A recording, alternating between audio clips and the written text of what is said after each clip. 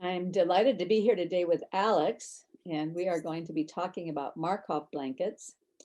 And I've had a number of fascinating conversations with Alex in the past. You can look back through our previous videos and find some of those if you're interested. But for those who haven't met you yet, Alex, I wonder if you could just give us a very brief summary of what you do and how you got interested in this whole corner of brain science and symbolism and all of those things. I'd be happy to. I work as a geologist and a geophysicist in the oil and gas industry.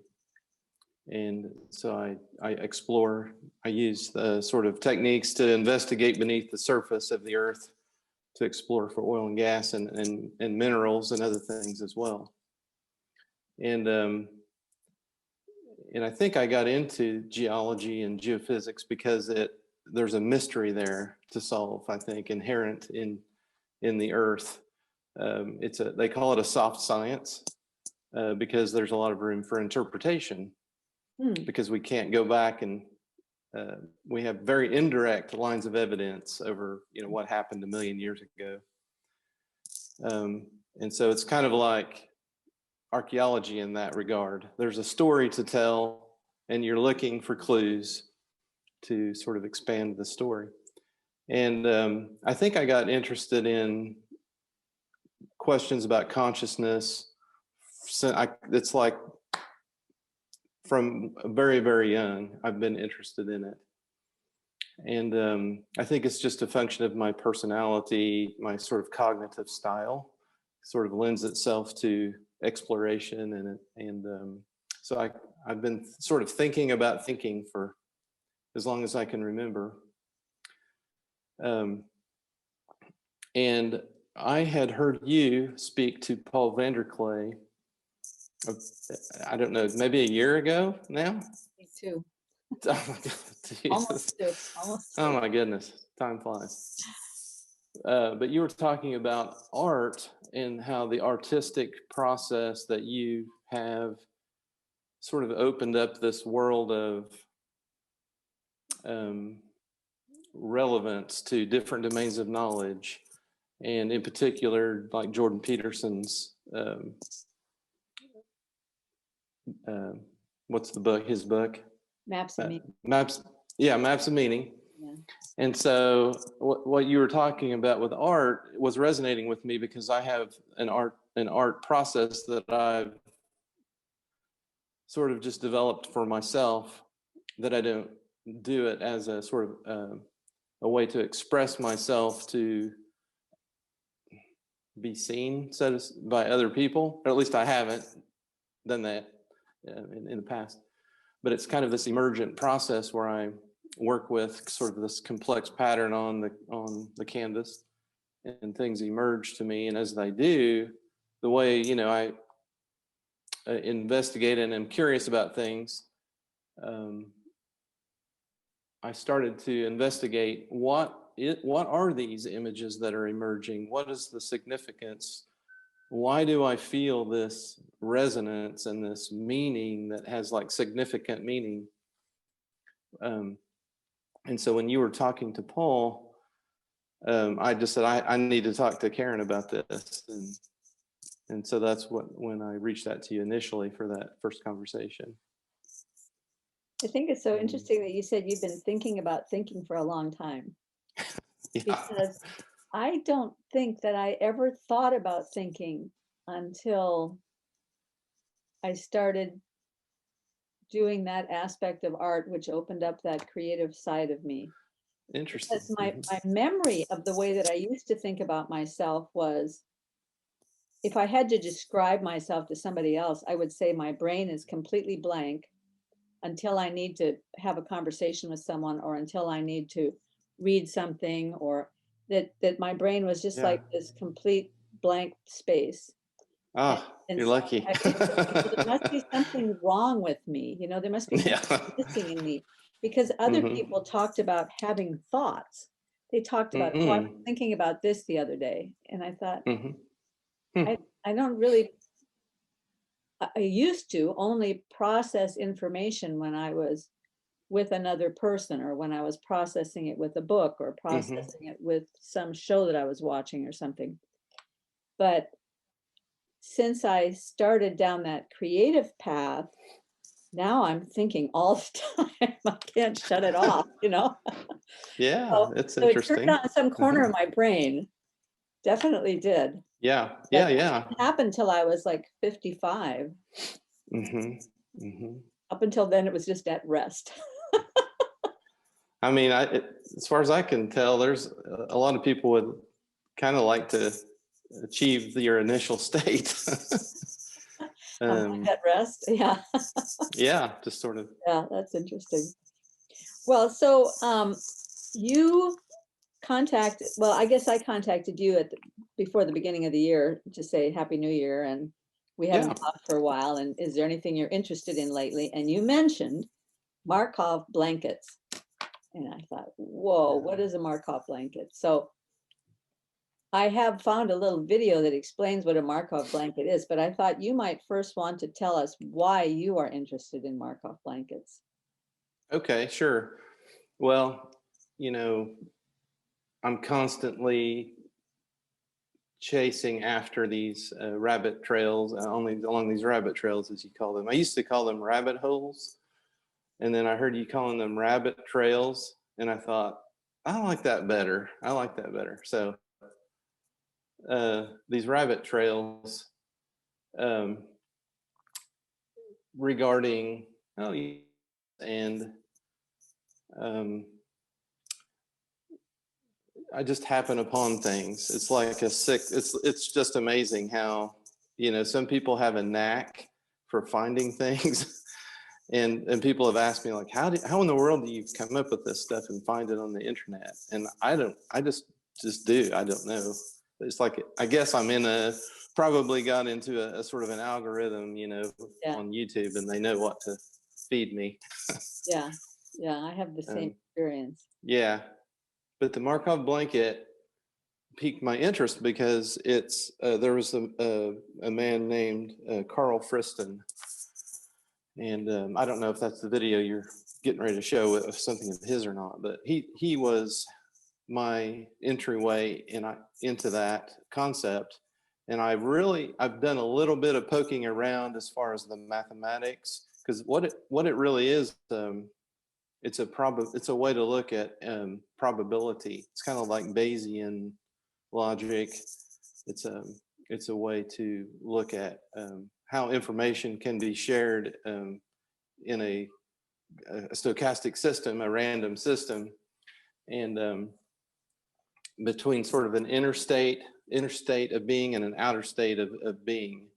Well, that might be the video that I found. Yeah. So let me bring it up and show this little piece of a video, and then then we can maybe take it apart and talk about it a little bit. So I'm going to share screen here, and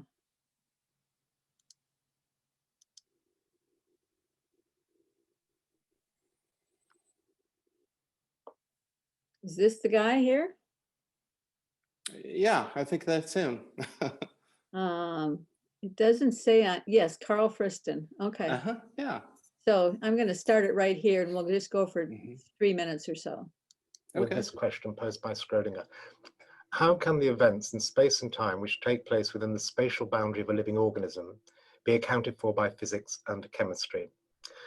So we're not going to address that question head on, although we will implicitly answer it. What we're going to do, first of all, is just focus on this notion of a spatial boundary. And he would be the first person to acknowledge that that boundary is itself a statistical object, a construct. And for those people who don't know what a Markov blanket is, I'll just quickly take you through it.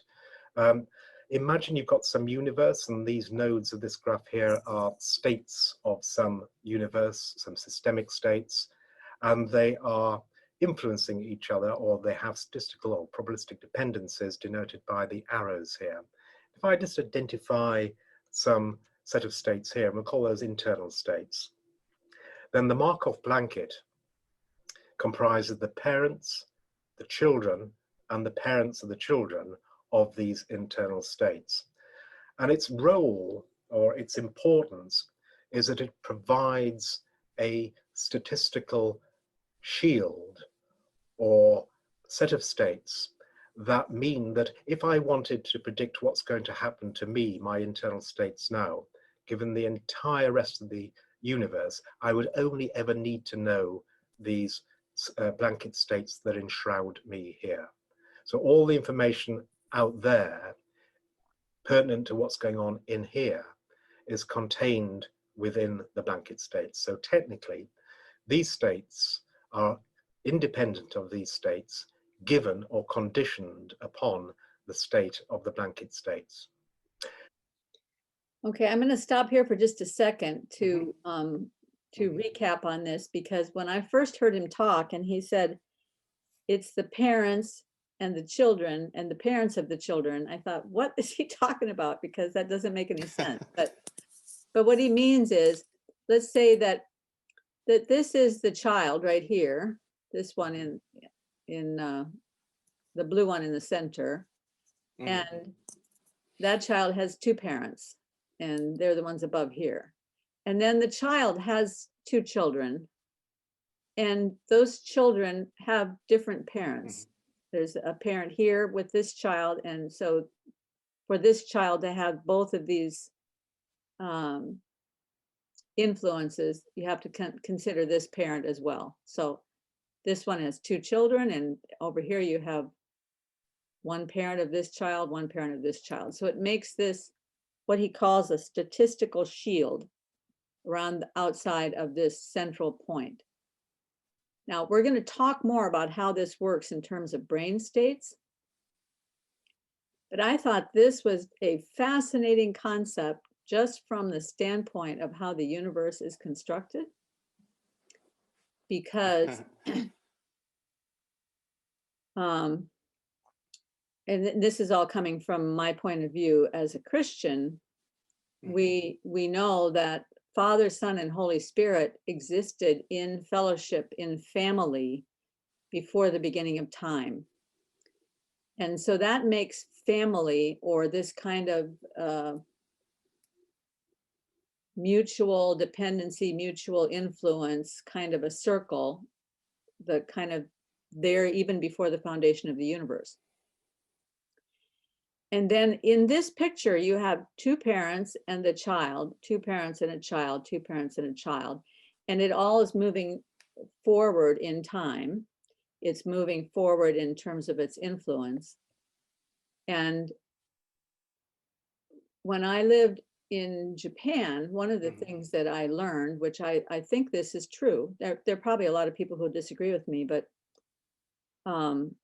in the Japanese culture, the mother-child relationship is the primary relationship. The child is responsible for the parent when the child gets older, and the mother and child have the primary relationship because the father is always at work, and so that's the way they have. I mean, that, I guess it's been that way for thousands of years. But in the West, especially in what I would call, let's not say in the West, let's say within the Judeo-Christian tradition, the husband and wife is the primary relationship. And if that's correct, if the husband and wife is supposed to be the primary relationship in a family, so that when they're stable, then the whole family is stable, then what's at the foundation of the universe is difference, because husband and wife are different. And it's those differences, these two sets of differences influencing this central core. I'm gonna pause here for a second because we lost Alex. So since we talked about the parent thing, let's go back and take a look at the video again. I'm going to share the screen and share sound, and here we go. So you can see the screen? I can. Yeah, okay. So I'm gonna start him back just about 45 seconds before the last time, so we can hear him run this all the way through. And it's only like 2 minutes long, so. Okay, The good. construct. And for those people who don't know what a Markov blanket is, I'll just quickly take you through it. Imagine you've got some universe, and these nodes of this graph here are states of some universe, some systemic states, and they are influencing each other, or they have statistical or probabilistic dependencies denoted by the arrows here.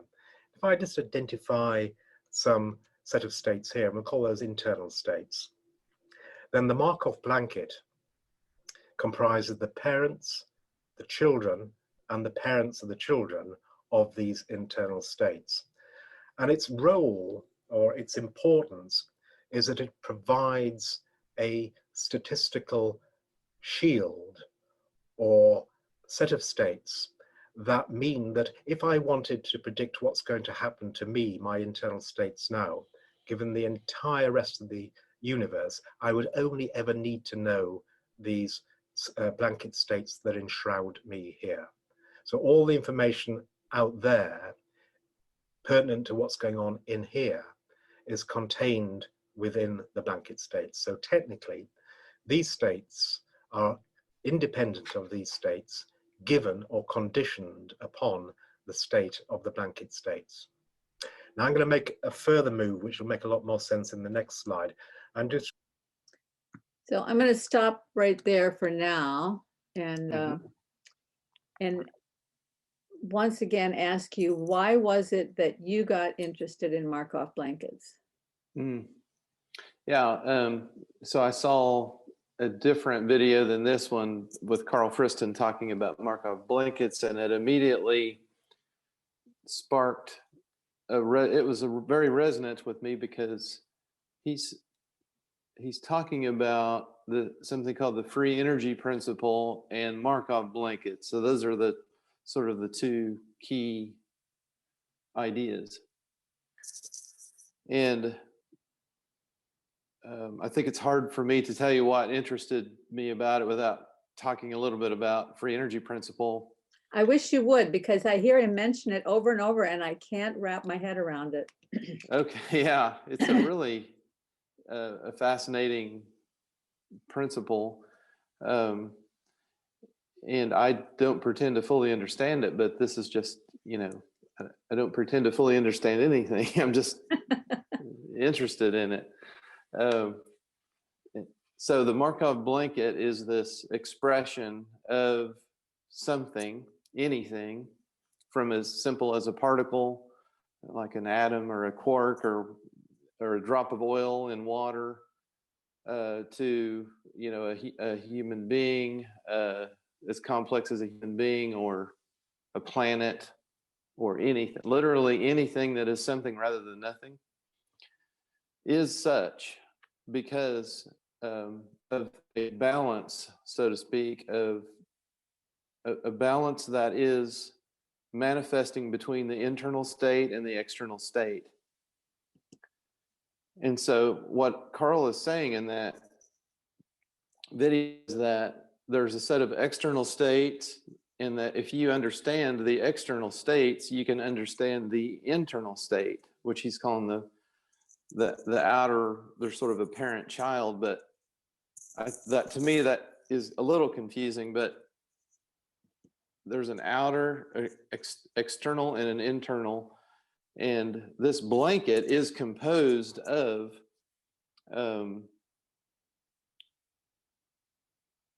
it's very mathematical in the way it works, but it's this sort of a reconciliation in the moment, in each moment of time, in each discrete moment of time.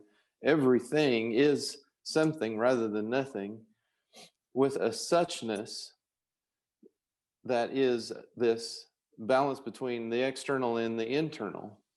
And if you look at the boundary between external and internal, he's this boundary state, or the state of dynamic equilibrium, the Markov blanket, and it can be described mathematically. And he's saying that if you understand the external state of that Markov blanket, you automatically understand the internal, because it's the exact, the external is an exact description of the internal, and the internal is an exact description of the external. Only the external is outward facing, and the internal, well, that speaks for itself. The external is the external, the internal is the internal, but they're related to each other. So you don't have to understand everything. You only have to understand one or the other.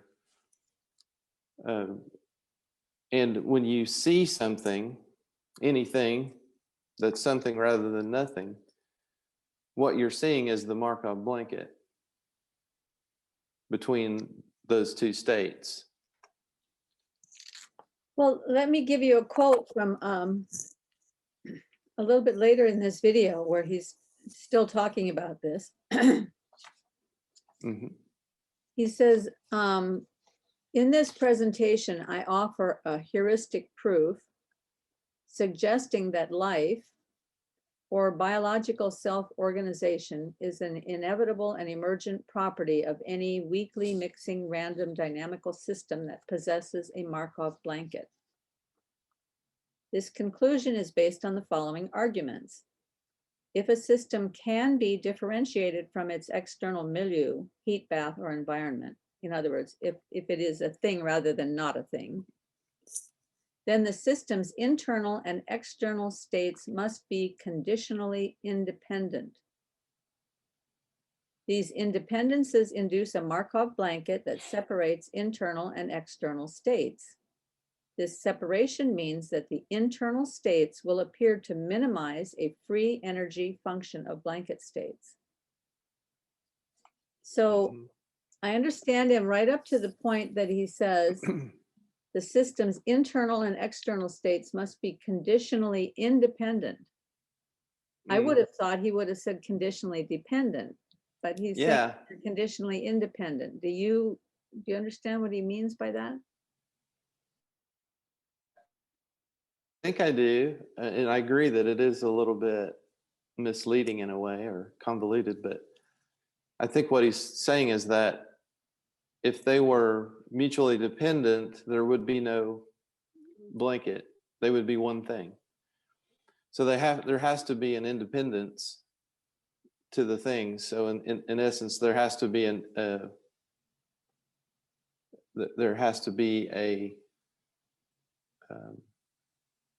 way in which, yes. Okay. Yeah. Okay. Those have to be independent of each other, like they have different agendas. So then what does he mean when he says that the internal states will appear to minimize a free energy functional of blanket states? Because the blanket states are the boundary. The states are on the outside. Those are the blanket states. So the separation between the internal and external means that the internal states will appear to minimize a free energy. Well, so tell me what the free energy principle is, and then maybe I can understand what he's saying. Yeah. So the way I understand it is that the universe, after it came into existence, space and space-time and everything in it, it immediately began to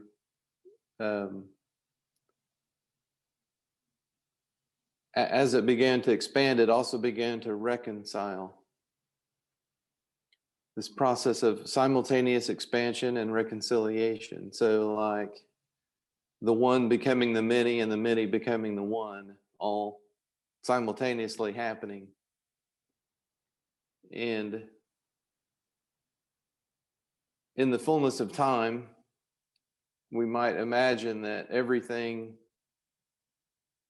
that's going to happen,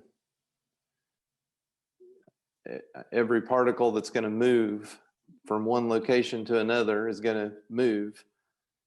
And everything will be played out, and everything will be at the end of time, essentially,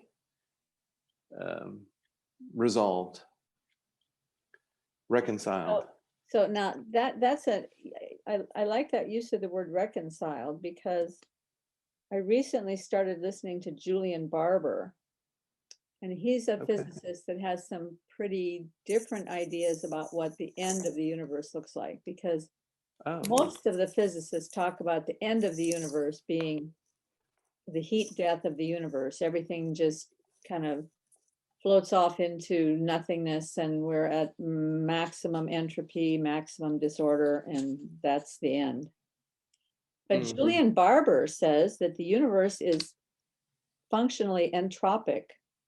It's the functionally anti-entropic, that there's actually continual order going on in the universe, which would sound more like your idea of this continual reconciliation.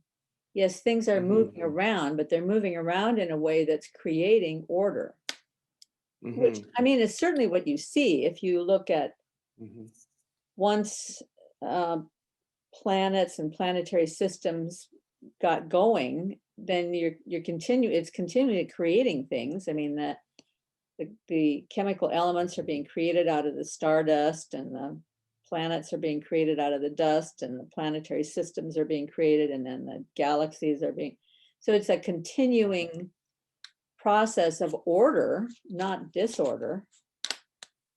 So his idea is pretty interesting, and he mainly has an idea about time, that there actually is no such thing as time. So Interesting. yeah, I can't. I'll have to look that up. Yeah, he's a very interesting guy. He has some interesting. Yeah, I wrote that name down. But I think what Friston would say, what I've heard from what I've understood from his talks, is that he would say that life is unique in that it is bucking the trend of the increase of entropy over time, that it wants to decrease entropy, it wants to order, and that's how you distinguish life from non-living things. And he uses the example of a drop of ink in water, and if you take ink and drop it in water, it disperses, and that would be the entropic, what we would expect from an increasing disorder of these ink molecules spreading out. And life, something that's alive, will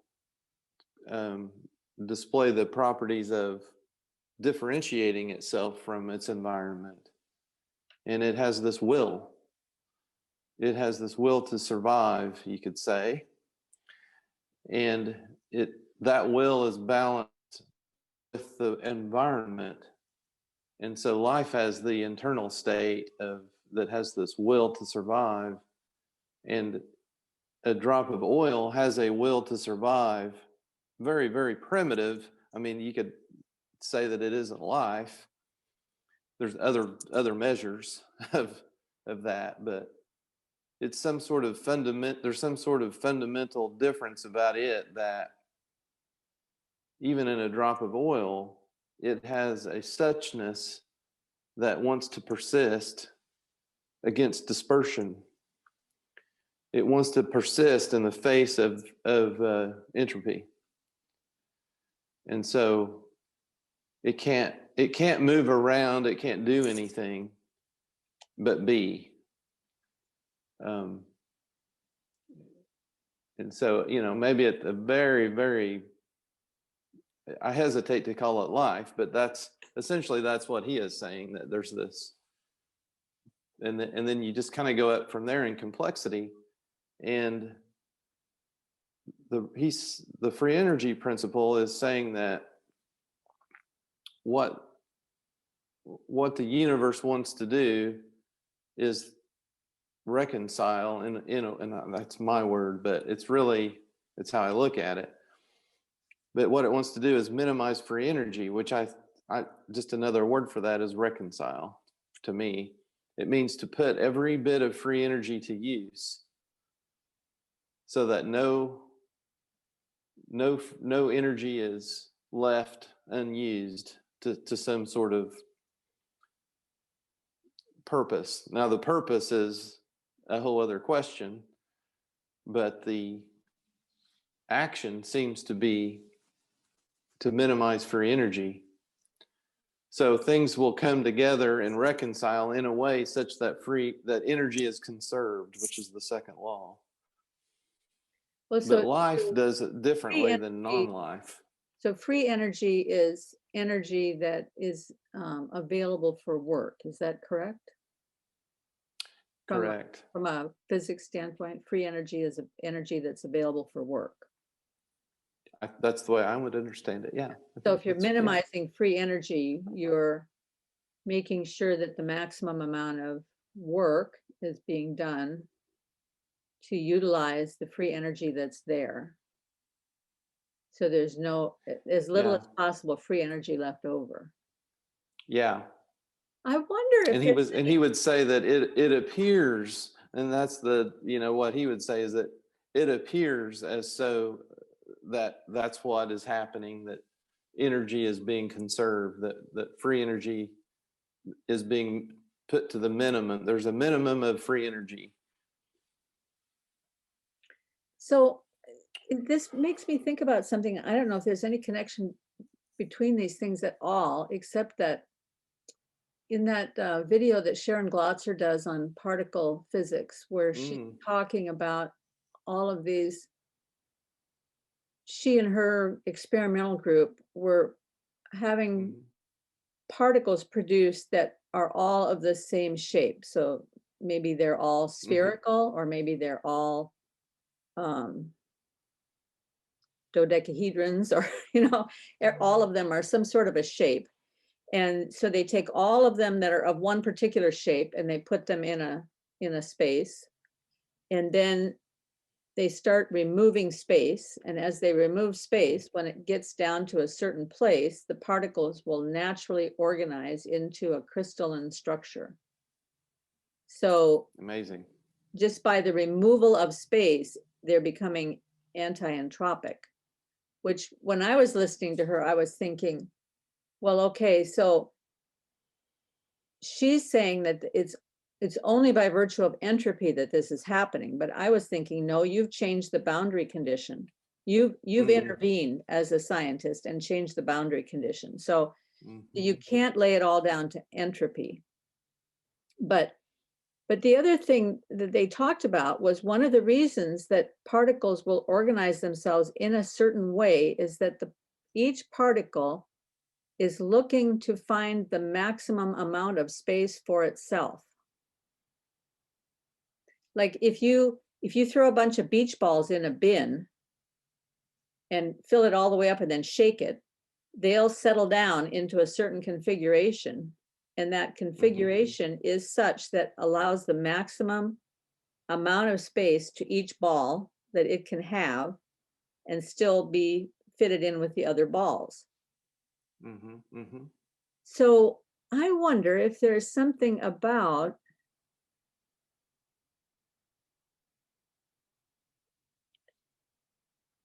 this anti-entropic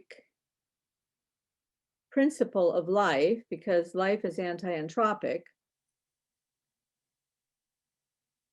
And then there's the boundary conditions. And so there's the me and the not me, and it has something to do with the maximum amount of space. And I was listening to a lot of videos by Ian McGilchrist recently, and he was talking about the nothing, and that nothing is not really nothing. That that the nothing that was there before the universe began was not really nothing the way we think of nothing, but it was The kind of nothing that when it negates itself becomes something. And of course, when he said that, I thought about how the scripture talks about how God, in creating the universe, that Christ, when he came to earth, he became as nothing so that he could take on the form of a servant. So there's this idea of self-negation in order to maximally serve the other. Okay, so but when he was talking about, when Ian McGilchrist was talking about that, immediately I started thinking about negative space in art.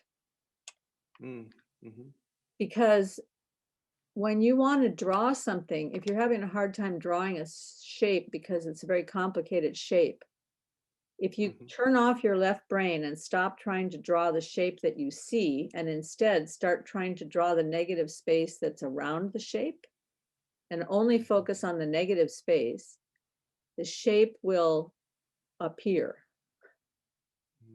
So there's something about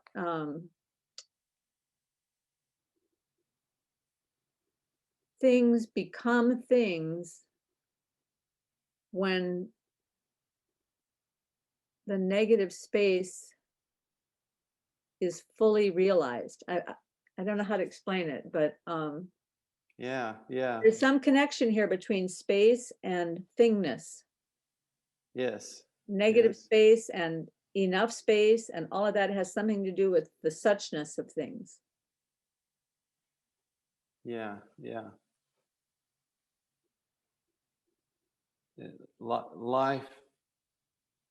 Life distinguished itself at some point as a something rather than a nothing that has a will to survive. And then it distinguished itself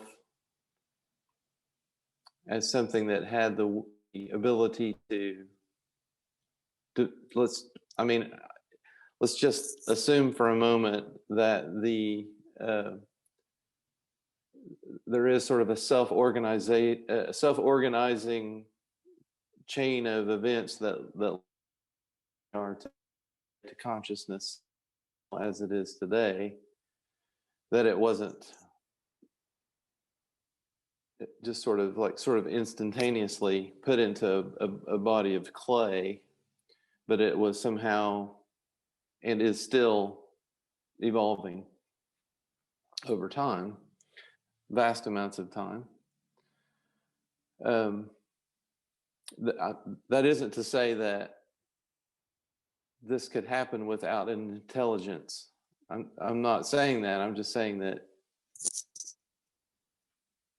this is the way it all unfolded a lot of time. It seems like you can go from these orders of emergence that goes from this something rather than nothing, then it has a will to survive somehow, and the feedback of the environment brings it into a space to where it becomes drawn to other things, and those other things form, stars and planets and nebula, and then there's something in there that in the planet, let's just look at Earth, that there was this sort of a molten planet at one time, and then it cooled down and the core still molten, but then at some point it gave a atmosphere. It degassed in such a way that it created its own atmosphere, and then at that point there was something called sound, and sound didn't exist before in space because there was no air, and there was no sound on Earth because there was no atmosphere to carry sound. And then, but once there was sound, then there was this feedback mechanism for the Earth to hear itself. So any sound the Earth made, it heard itself because it was reflected back, because it had a tool of perception So you could look at the air, the atmosphere of the earth as its ears, or its tool of feedback that it perceives. And I'm just, if we just kind of continue this on, that what does the earth do if it can hear itself? Well, now it has new information. It knows something about the external environment. Now it knows it's something in space, like the drop of oil knows it's in water. I mean, very, very primitive intelligence of the something rather than nothing order of intelligence. But that feedback is the Markov blanket. That situation is is what the Markov blanket is describing, that relationship. And so the earth realizes it's different than space because it has the ability to hear itself. And then that feeds back, and then there's the emergence of things that are sensitive to light. And they have, now the earth has this, vegetation that can, algae and such, that it can sense itself in some way in space, and then it can move, with little flagella or something, single cells organisms that can move around. So not only can it sense, now it can, if it doesn't like something, it can move over here or move over there, and on and on and on. And now we've developed these tools of perception that are more and more sophisticated, that are capable of perceiving more and more of the nature of the environment that we find ourselves in. The reason we have the brains we do that can perceive what we can perceive is because this principle called adequatio, things are such that our tools of perception are matched to what there is to perceive. We wouldn't have the tools of perception if there wasn't something there to perceive that needed those tools of perception to perceive them. And so it seems like there's this evolving process. That's a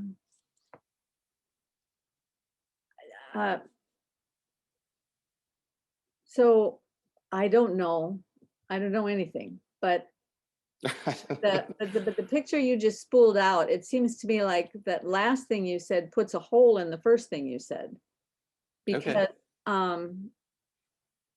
if all of our tools of perception built from the bottom up that way, based on what there was to perceive, then there would be absolutely no reason why we would have the capacity to perceive these fantastical mathematical structures that are just in the conceptual space, or that we would be able to perceive,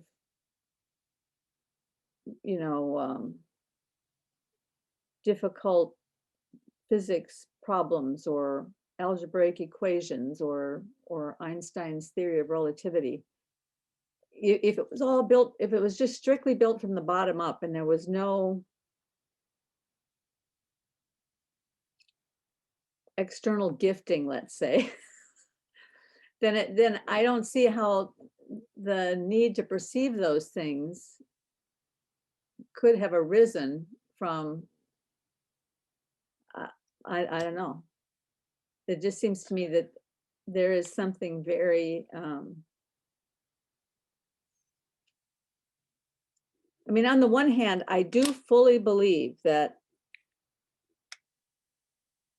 things grow and change over time, especially based on the difficulties faced by the thing, that the thing bumps up against something and has to deal with it and gains knowledge from that and then continues on. But I don't think that can fully explain what the human brain is capable of.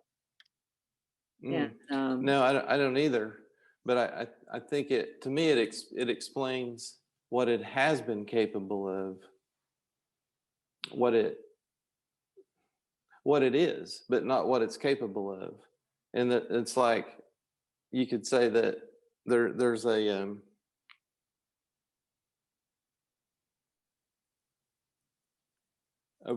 in this reconciliation at the end of time, we'll know. And until then, we're trying to survive, you know, to make it. Yeah. And some of us are trying to play this infinite game where we want to be around consciousness and whatever humans are 1,000 trillion years from now. You know, we want to still be appreciating the creation as it unfolds, and you know, it continues to unfold. I mean, that's the miracle to me, you know, that it keeps on giving. And you could say, well, it doesn't keep on giving. It was all created as it is, and that's it. Well, fair enough, but we're developing more and more sophisticated tools of perception that feed back and actually change our bodies. And now to the point to where we're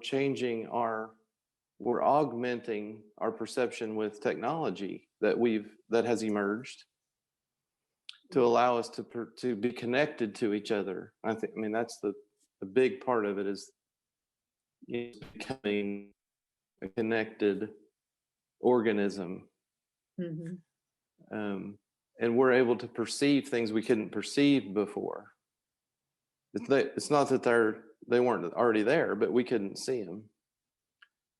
And so it's like the more we develop and evolve, we become more and more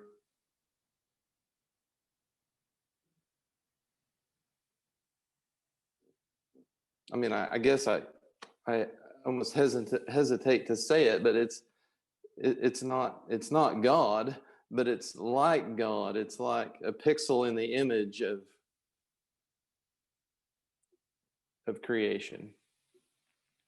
Not the image, not the creator, but a pixel that becomes aware of itself as a part of the image that's expanding. Well, I know there's a lot of debate on whether or not God is the ground of being or whether he is the ground of becoming.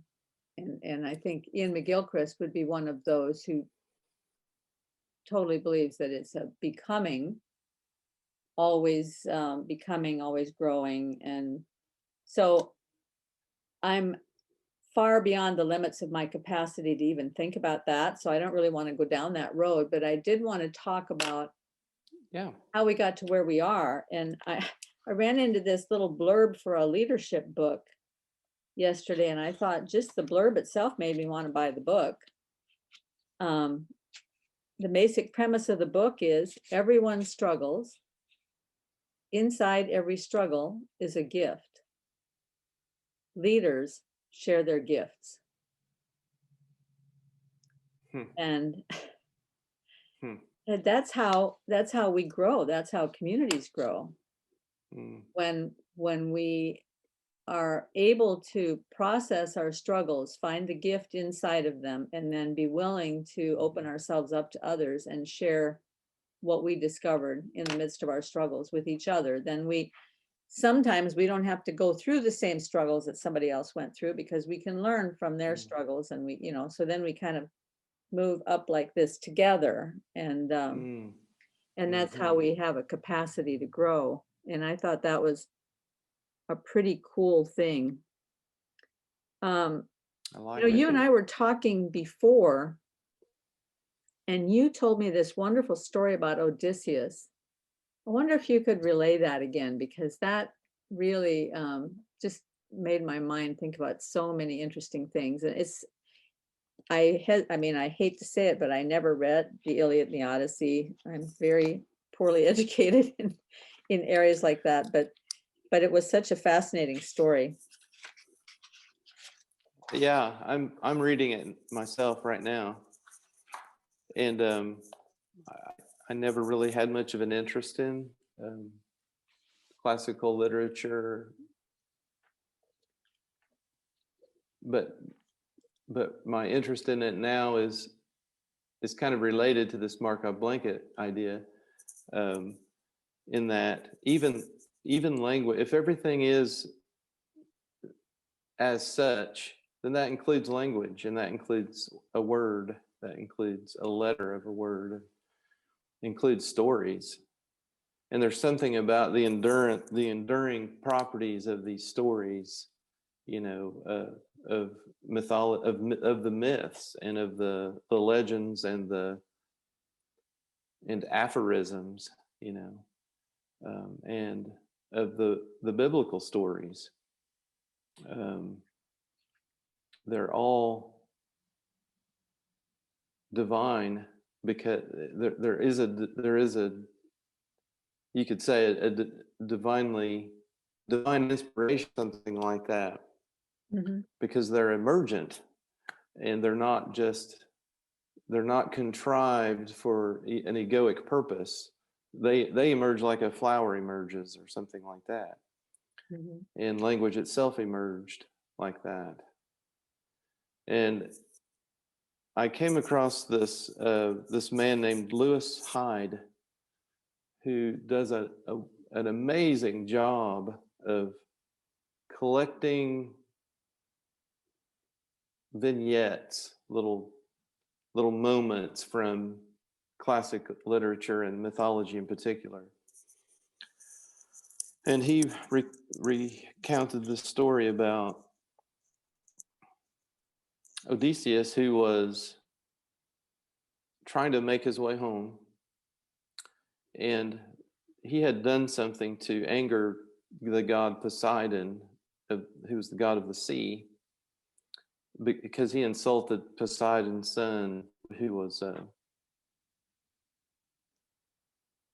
one who stole the fire. Prometheus. Prometheus, yes, thanks.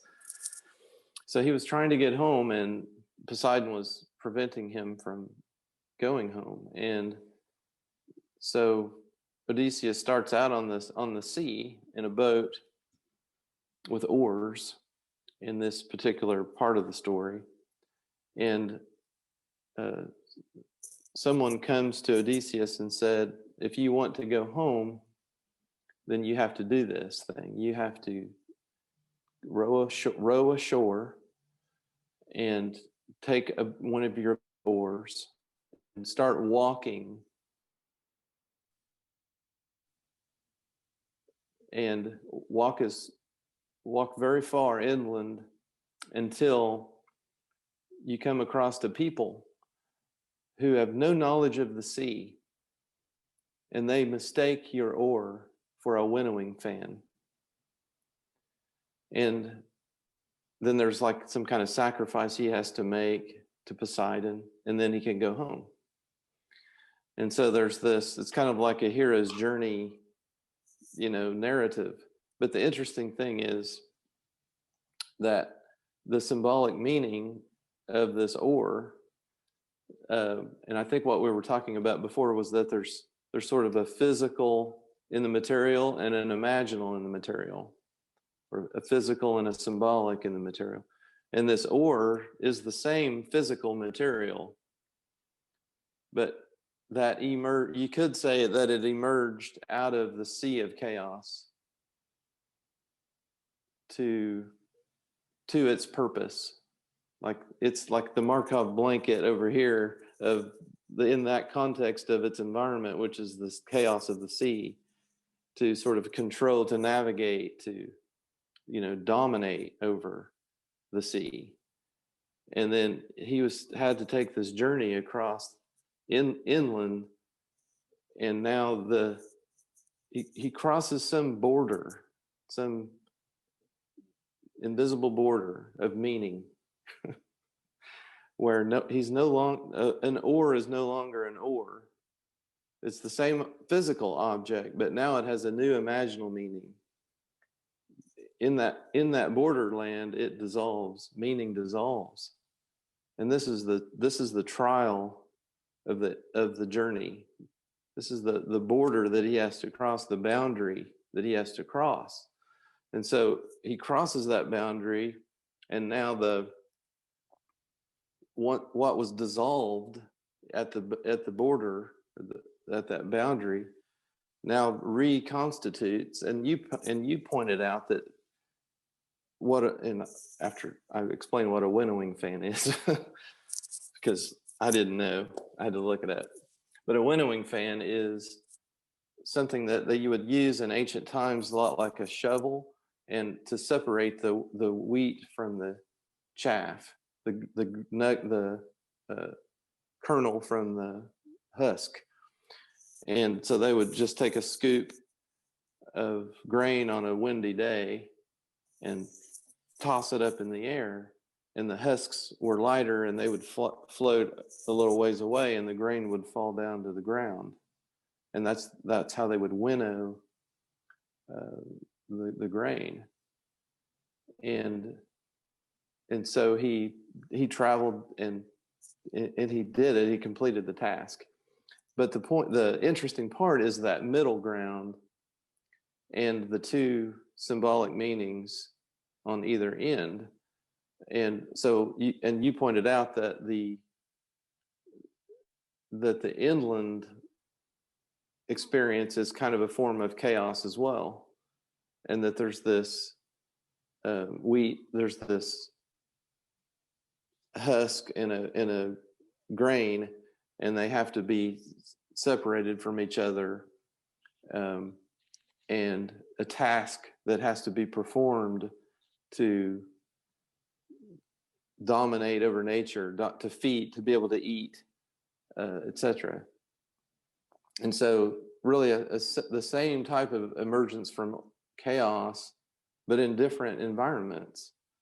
And then there's these two symbols that are symbolic of two forms of chaos and two wills to survive in the face of chaos. And then there's this boundary between where the symbols lose their meaning.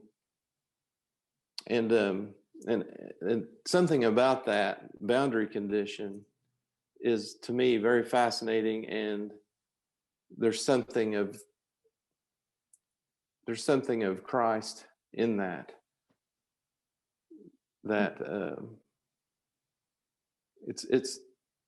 it's something new. And so Jung has talked a lot about this idea of holding the tension of the opposites. And that if you can hold that tension and be with it and allow it, then something new, that novel, will emerge. And that thing he called a symbol, an image of reconciliation. And so there's something about polarity, and how when you have the sea, people of the sea and the people of the land, they might fight to their death to uphold whether or not that piece of wood is an oar or a winnowing fan, because one prays to one god and the other prays to another god based on the context of what they expect from the sea or the land to give them and sustain them. Mm-hmm. But it's this middle place where a new symbol emerges that is a difficult place to hang out. Well, it just brings up so many thoughts. Yeah, I think my first take on it when I first heard it from you was, well, it's the same, because it's a tool that's being used to bring order out of chaos. Because mm-hmm. Jordan Peterson always says that there's two ways to look at the world. One way, you can look at it as a place of objects, and the purely reductionist scientist looks at the world as a place of objects that you can mm-hmm. put under a microscope and study and mm-hmm. dissect mm-hmm. and atomize and restructure mm-hmm. and all of that. But another way to look at the world is a forum for action. And in a forum for action, when you look at the world that way, then one of the things that you're always doing is seeking tools seeking to see how an object might be a tool that will be useful to help you navigate from one place to another. Because you're in a place, you can see a place where you want to be or could be or should be, and how do you get from here to there? And tools are something that you can use along the way to help you get from here to there. And so he was crossing the sea on his way home. He's using an oar, that's his tool. The people inland, they use the winnowing fan to bring order out of their chaos and to revivify their community. And so one of the thoughts that I had was, maybe he was set this task because he needed to, in order to set things aright, he needed to go and build community with the other. And so by allowing them to use his oar as a winnowing fan, he was building community with them. And he was also learning a new use for his tool, and he could take that new use for his tool back to his community and teach them how to use it as a winnowing fan. So, I mean, I think there's a lot of things in there. There's a lot of connections that could be made, but I also like your idea that there's a boundary, and when you move through that boundary, things emerge. And then you brought up this idea that there's the physical thing itself, and then there's the imaginal. What are the many other ways that that thing can be seen in the imaginal part of our minds? And of course, that, I mean, the Markov blanket thing, as you said, is true for any particle, from the smallest to, you know, anything from the smallest particle to the largest thing that there is. But the way Friston is particularly talking about it is in the active states and the sensory states that govern our thinking. So maybe I should just pick up a couple minutes of that part of the video where he talks about the active states and the sensory states.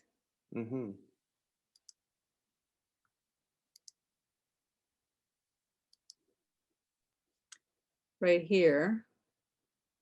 I'm going to introduce a bipartition of the blanket states into active states that influence external states but do not influence internal states, and sensory states that influence internal states but are not influenced by the internal states. And you may be asking, why have I done that? Well, if one just looks at this probabilistic structure, this very elemental statement of a dynamical world that somehow is coupled through dependencies and causal structures, then we can look at these blanket states, and in particular the partition into sensory active states, in conjunction with the internal states that they encompass, as the states of a particle.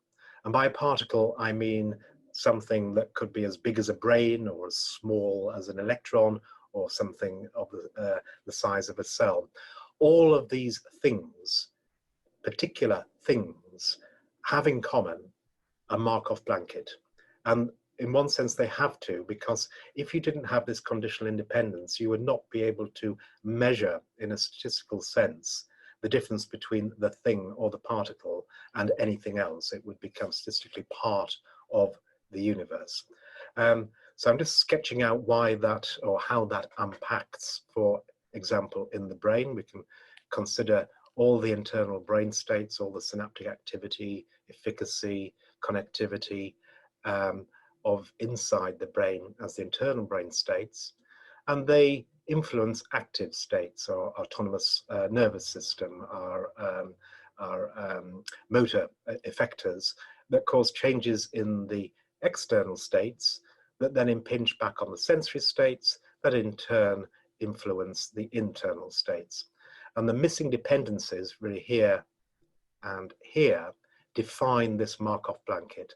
So there's an exchange between the internal and the outside, but it has to be mediated with this bidirectional and permeable interface that is the Markov blanket, where the sensory states mediate the influence of outside on the inside, and the active states, conversely, the inside on the outside.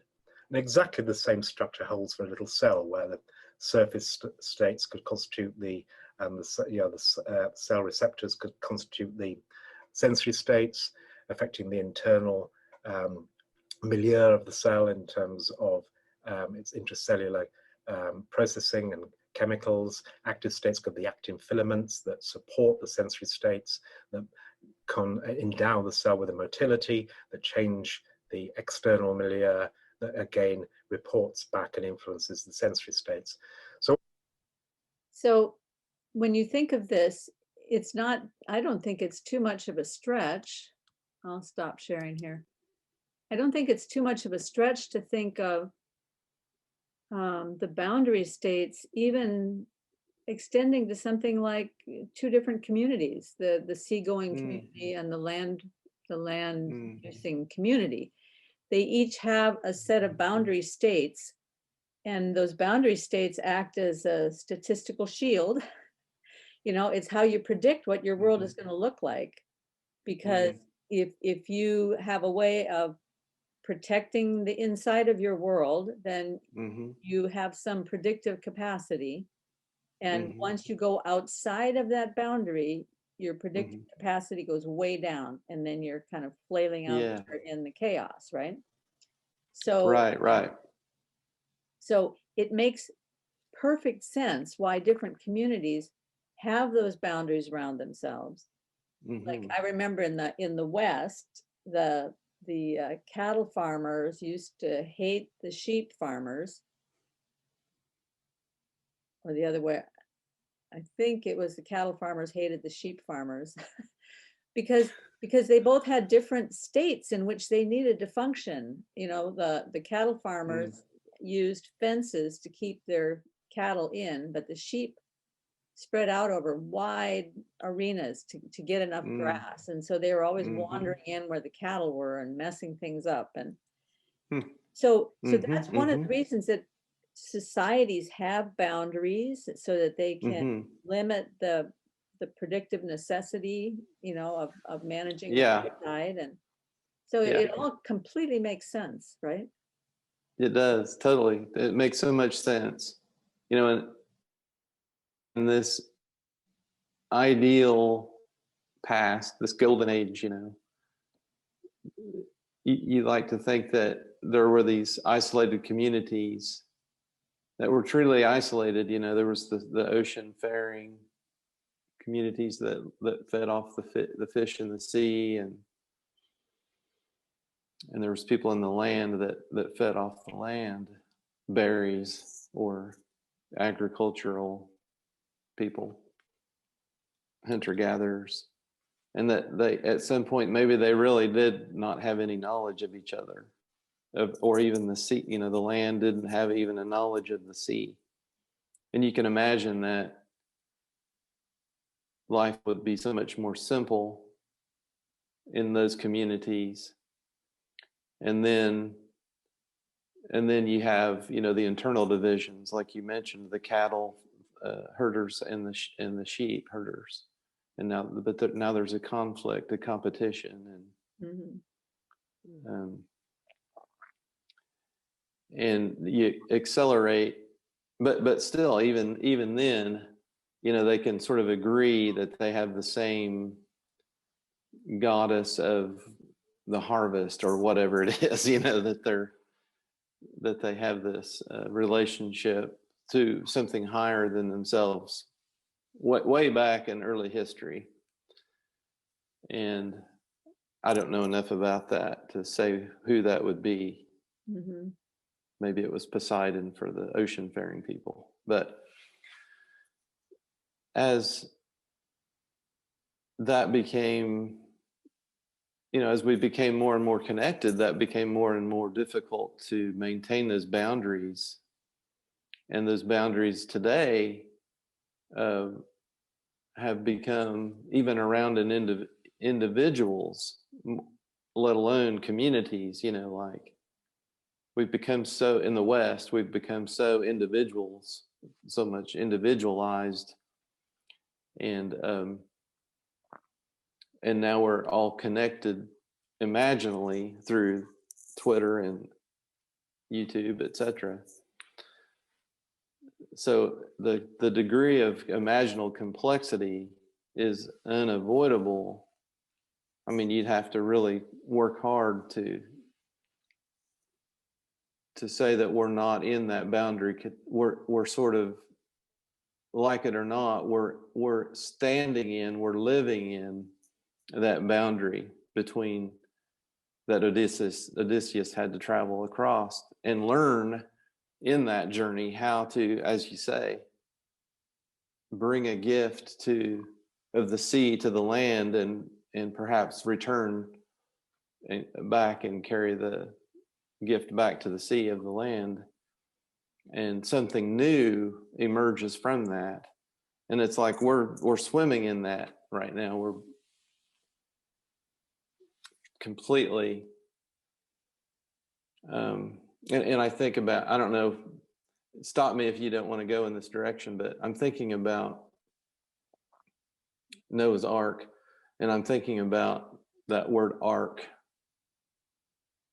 and as a container, and as a the arc of, like a spark. I'm thinking about, like, in the covenant was that God would never do that again, would never wipe out the population to that extent. And with a flood. yes, with the flood. Yeah. And he coming over the land, right? That's that deluge that a lot of different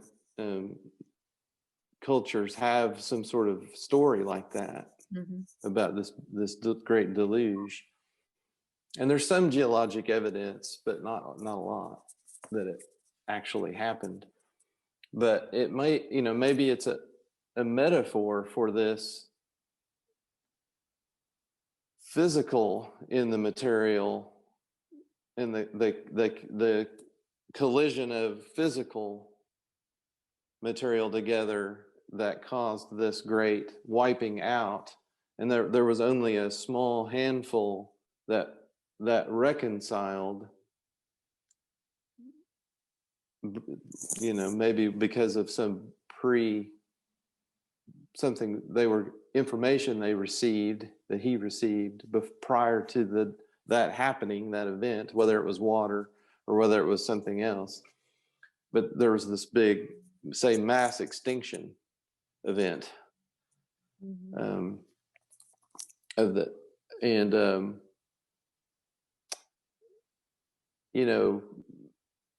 you could say that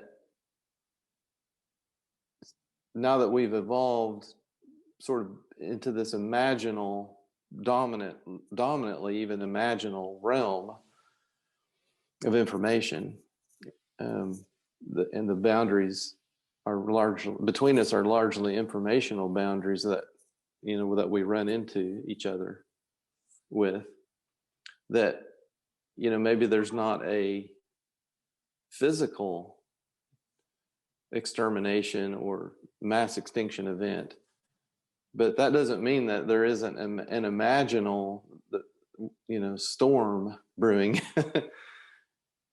And I don't know what the implications of that are, but well, I think the implications of that are pretty horrendous, because one of Ian McGilchrist's arguments is that over the millennia we have abdicated more and more of the right hemisphere's balance to the left hemisphere, and that the left hemisphere, the place of the left hemisphere is a very specific focus and a very specific task, and loses the big picture. And the right hemisphere is the big picture side, and the side that can scan the horizon for the new information, scan the horizon for the gift that's in the middle of the struggle. And if we hand off all of our balance to the left hemisphere, then the inevitable thing that's going to happen is this more and more and more specialization, both in terms of jobs and within medical. It's really clear in the medical world. You used to be able to go to an internist who could help you with everything. Now your internist can only help you with this little tiny bit of stuff, and then you have to go to this specialist, that specialist, all these different, and they specialize down to the very most tiny little thing that you can imagine they're specialized in. So there's that kind of specialization, but then there's also the specialization of like intersectionalism, where how many different intersectional groups are you part of, and you can intersectionalize all the way down to the individual, because that's what happens when you start dividing somebody up according to all their different identities.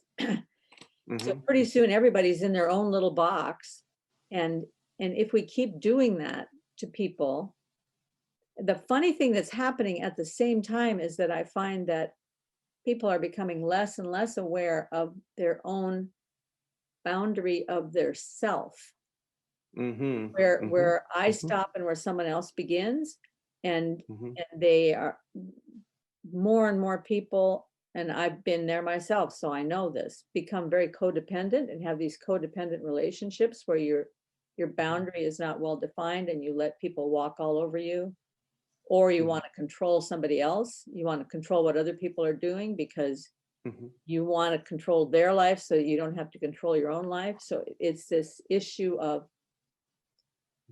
at the same time that we're atomizing more and more and more towards these very specific little atomized creatures, we're also losing the boundary. And so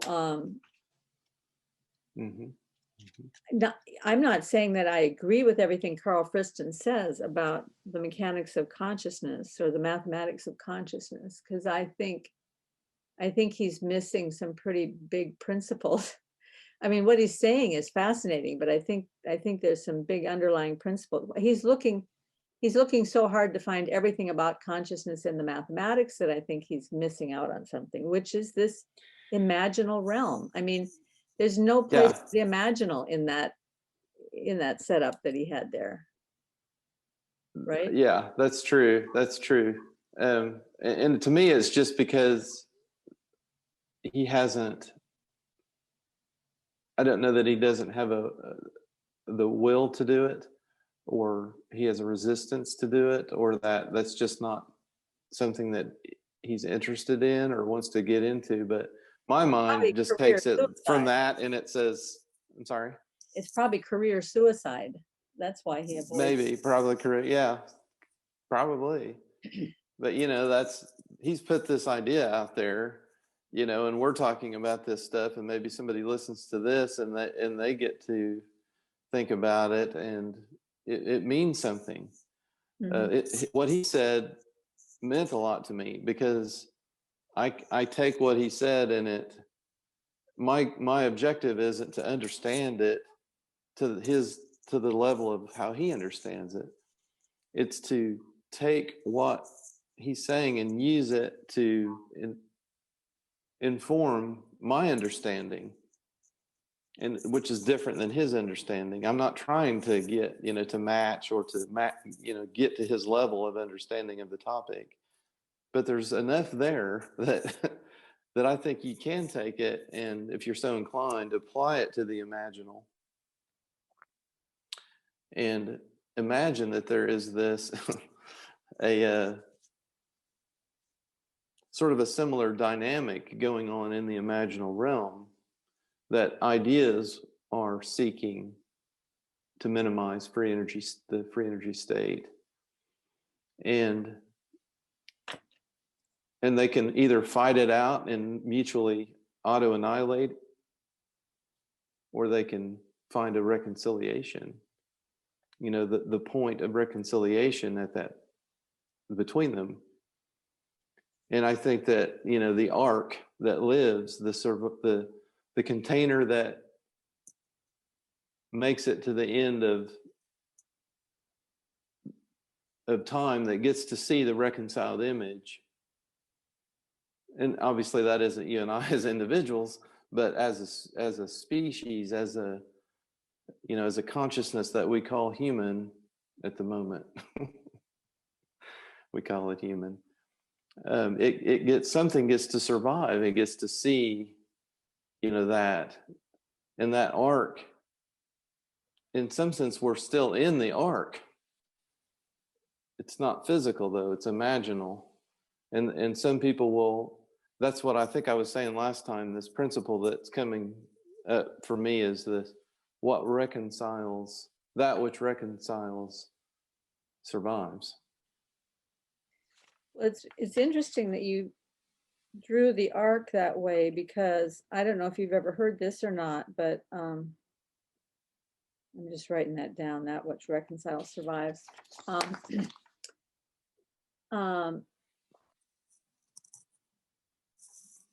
Many biblical scholars say, you know, you were talking about when you're crossing that boundary from one way of thinking to another way of thinking. I think that's what you were talking about, that boundary is Christ. Well, many biblical scholars say that the ark is Christ. So that container that you're talking about, that ark, that is Christ, and that is, when we are in Christ, we are in that ark. We are in the ark with him. We're in that place of safety from the chaos and the storm and the annihilation. And one of the things he calls us to always is to reconciliation. That's the whole point of what it means to be a Christian, is to be an ambassador of reconciliation, to reconcile man to God. And so that's a very interesting picture to me. Which right now it makes all other kind of pictures start bouncing up, you know, like when the disciples were in the boat with Christ and they're in the midst of this horrible storm, Poseidon acting out, so to speak. You know, and they're all frantic, but Jesus is just sleeping peacefully because, you know, he knows it's going to be okay because he's in control. And they frantically wake him up, and he just speaks to the storm, and it quiets down, you know, because so when we live in that container, we can live peacefully, we can dwell peacefully. We have no need to fight it out with anybody, because we don't have to hold on to our own, you know, our own territory. We can when you realize, and there's something about a trial, something about that journey and facing chaos, on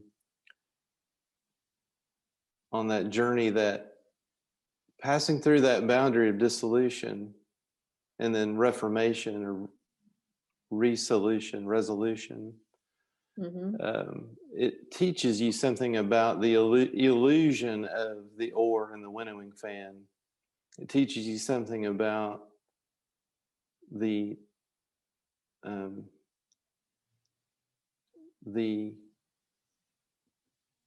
nature of meaning, that you shouldn't, and I think this is the definition of an idol. You know, like that oar is an idol to the god Poseidon. You know, it becomes in the realm of the land, it becomes an idol for the god of the harvest. And there's something about the dissolution of the idol in that middle ground, you know, that it loses its I don't know exactly what I'm trying to say there, but there's something there. Well, have you heard before that an idol is what happens when you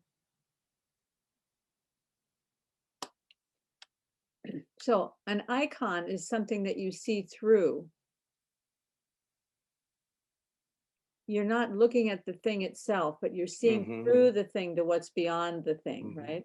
To the clear But- representation of the thing behind it. Yes, but Mhm. an idol is when you get fixated on the thing itself. So Okay. if he's fixated on the ore as the thing itself, this is what's going to get me across the water. I need this Yeah. thing. This Mhm. is my salvation right here.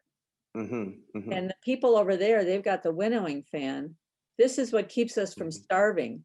I got to hold on to this. I can't let go, Right. right? This is my, Right. okay. You So they, can't blame him for wanting to hold on to that and yeah, idolize it. right. But they're not seeing through it Yeah. to see what it really is. And what it really Right. is just a tool.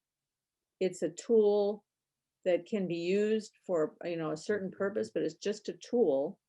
And Yeah. it can be used to build community. It's a tool that can be used to build reconciliation. It's a tool that can be, and if you can look at the tool in another way, it can be something else, right? So Mhm. to enter Yeah. that imaginal, you have to go through the icon into that imaginal realm. And so you Yeah. have to stop seeing something as the idol and start looking through it Mhm. to see what's beyond there. Yes. Yes. There's another myth that I'd like to share a fragment of, if I might. Sure. It's this myth of the oracle of alethea and Lethe, and I, again, I'm just taking little fragments, right? I don't have the full story, but alethea means remembering, and Lethe means remembering, and alethea means forgetting. And so there's this cave of alethea and Lethe, and there's an initiation ceremony where you go in and I'm not sure exactly the purpose of the initiation. Maybe it's to produce an oracle. But the ceremony is that, or the initiation is that a person goes into this cave and there's two forms of water, like two wells. And one well is the well of Lethe, and the other is alethea.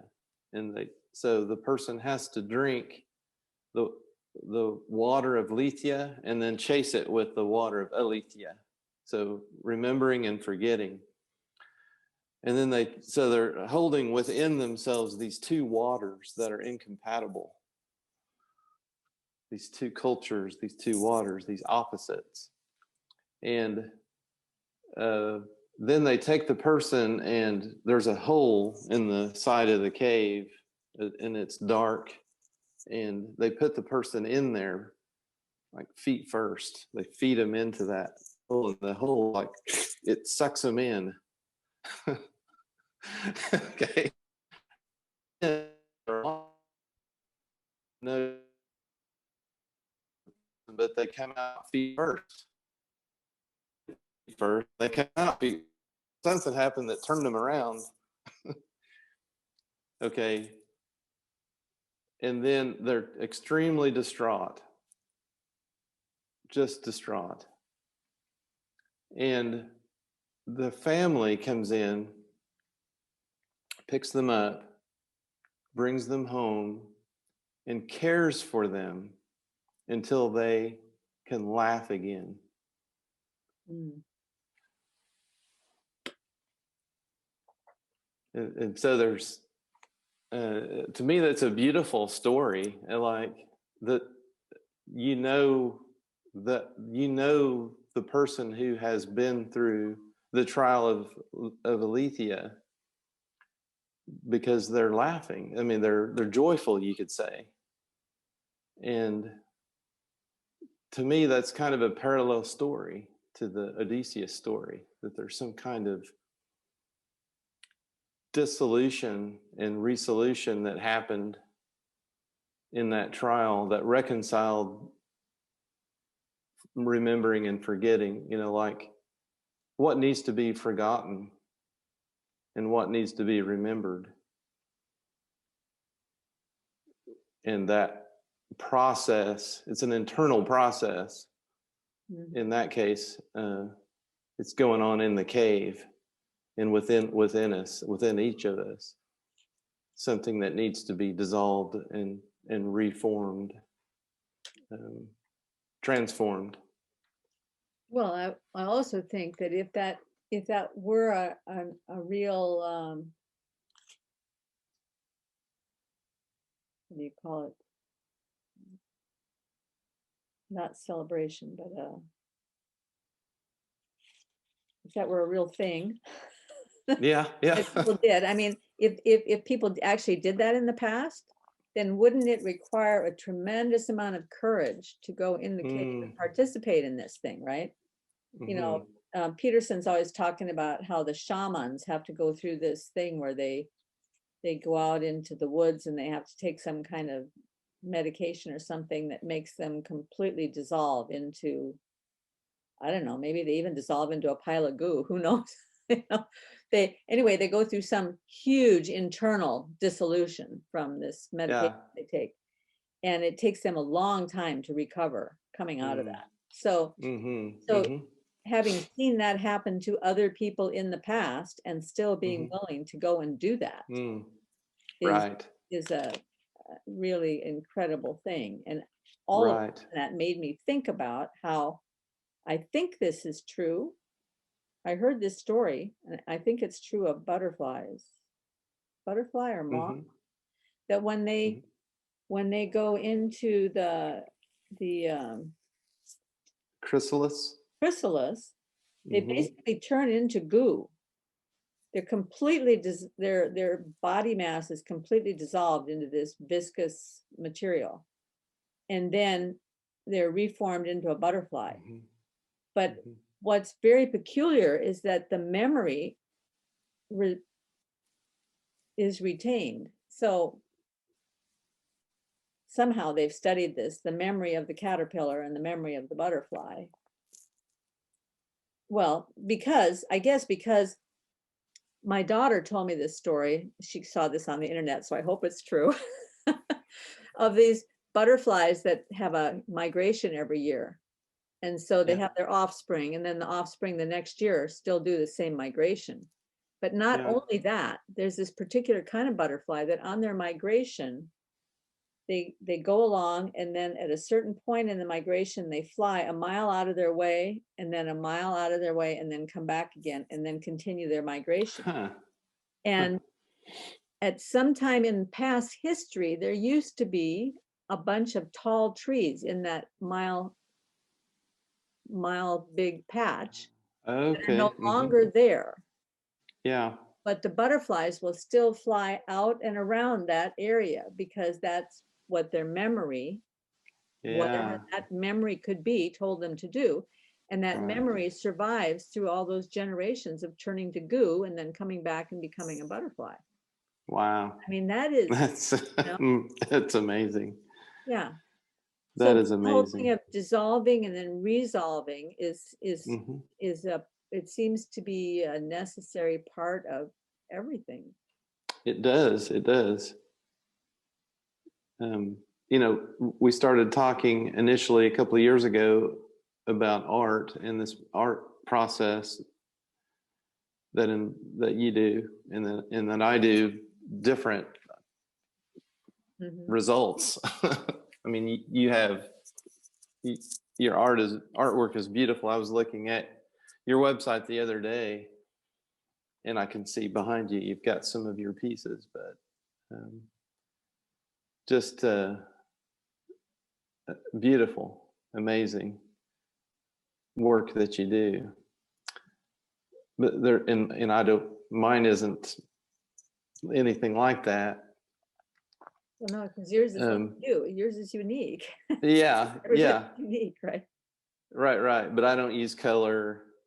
I'm much more analytical, I'm doing it for the experience of this dissolution.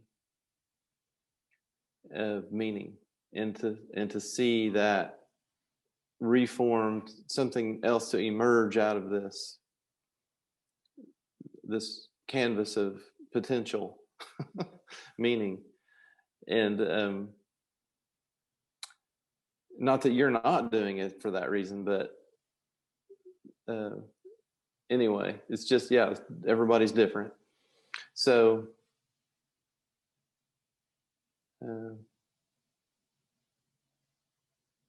I kind of lost track of where I was going with that, but that's kind of how we started talking. I think there's a lot of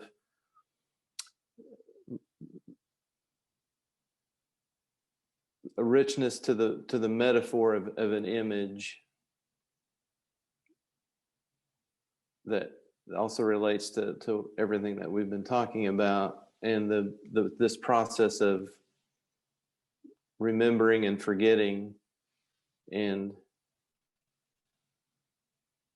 in a way that is part of our adaptation, our continuous adaptation to our changing and chaotic environment. And it's an important, I can't imagine not being able to have access to that process of dissolution and resolution in terms of art and what that is to me. And then I think, well, everybody has access to that, and it's when we dream. A lot of that, the scientists say is what is happening, why we dream, is called memory consolidation. And it's this process of all these experiences and all these things that happen to us that we don't even have a conscious awareness of. All this information, huge amounts of information we're taking in, and only some of it is worth keeping. The rest needs to be forgotten. And I think that art is kind of a process, especially the way we're doing it, is this process of intentionally consolidating memories or reconciling our imaginal selves to the world, and by reconciling ourselves to ourselves. Well, I think one of the reasons we do it, The opposites within. yeah, I think one of the reasons we do it is that when you strictly try to explain yourself to yourself or to anybody else using words, you automatically get stuck over in the left hemisphere, because it's the left hemisphere that manages language. And then when you get stuck in the left hemisphere, there's a whole lot of other things that you lose, that you don't have access to, because you're stuck in this left hemisphere. So I used to do, long before I knew anything about all this cognitive neuroscience, I was just studying creativity, and I started doing a little creativity seminar, trying to convince people everybody's creative. You just need to be expressing yourself. And I thought about it, and I thought, why do I really believe that? And it came down to the fact that each person is completely unique, because not only because our DNA is unique, but because of all of our experiences are unique. Nobody else has the set of experiences that I do. Nobody else has heard the music that I've heard in the order that I heard it, or read the books that I've read, and made all the connections between all the different books that I've read and the movies that I saw, and the way they connect to the music that I heard. And I mean, it's just like this big in there. That's me. Yeah. And you're you have your own thing that makes up who you are. And and each of us are so unique, and we have a purpose, and our purpose is to speak that uniqueness into the world. But if we try to do that with words, some people can do it. If they're poets or novelists, they can find a way to speak that uniqueness into the world. But for those of us who aren't poets and aren't novelists, we can speak that uniqueness into the world through creative endeavors, whether it's cooking or sewing or making pots or painting pictures or doodling or whatever thing it is that we do that expresses our uniqueness out into the world, we have an obligation to do that because it allows people to communicate on a different level. So we're not just communicating through words, because words dissect and particularize, and words can ruin. So one of the things Ian McGilchrist was talking about was that he started out as a literature major. But after he'd been in literature for a while, he realized, wait, we're just killing the literature, because you read this beautiful thing that was created by somebody to express their uniqueness into the world. And then you start analyzing it and dissecting it and talking about what it's supposed to mean or what the author particularly meant. Or you go down the postmodern route and start deconstructing it. And you've just completely pulverized the meaning of it into nothingness and blown it away. I mean, it's like using the winnowing fork and blowing away the chaff, right? So so words can do that to meaning. They can completely desiccate meaning, but any sort of creative endeavor just enriches meaning and enriches our community and enriches our life together. And you know, back in the 1300s, every single thing that people used was somebody else's work of creativity. You know, the blankets that they made and the yarn that they spun and the pots that they threw and the decorations on their clothing or that were hanging on the walls of their home. It all expressed something about them to each other so they could have true community. Yes, that's true. And the value of something handmade like that, that has something of a person in it, is that imaginal in the material. Yep. You know, that we haven't completely lost it, but it's, you know, it's a need of, we need to inject more meaning into the material. Keep this from getting out of balance. Well, when co-symbolic is ready for people, I can't remember if at the beginning we talked about your website, but it's up and running now, right? So people can go to cosymbolic.com. Yeah, and read a little bit about it and sign up to get, whenever the app is ready, you can get an email and I'll let you know when it's available to download. But yeah, I'm really excited because that's kind of the idea, is to give people this, a convenient way to interface with complexity and have their symbols or images that emerge that have some sort of meaning embedded within them, that through a practice of allowing that meaning to emerge, it really tells you something about yourself, kind of like a mirror. A silvered mirror tells you something about your physical appearance. There's something about allowing things to emerge out of chaos that tells you something about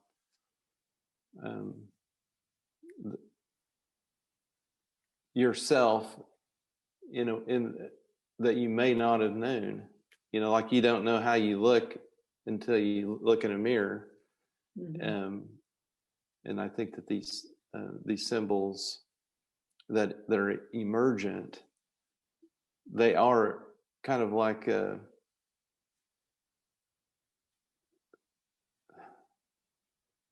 Markov blankets, in a sense that they're that they contain imaginal material that is reflective of your own imagination, so that you can see that reflected back to you and know yourself in that way. Yeah, Yeah, there is something about, I like what you said about the Markov blanket, because there is something about the edge between the negative space and the thing itself. The edge is actually a connection. It's not just a boundary that defines the thing, but it's a connection between the thing and the not thing. Mm. So, well, this has been great, and I will put your website in the description under the video. And if there's anything else you want me to put in there, any videos that you've seen recently that you think people might find interesting, let me know, or any notes you'd like me to add. I'd be happy to do that. And let's get together again. Hey, it sounds great, Karen. I appreciate it. Good talking to you. Good talking to you too. Have a great day. Bye-bye. You too. Bye.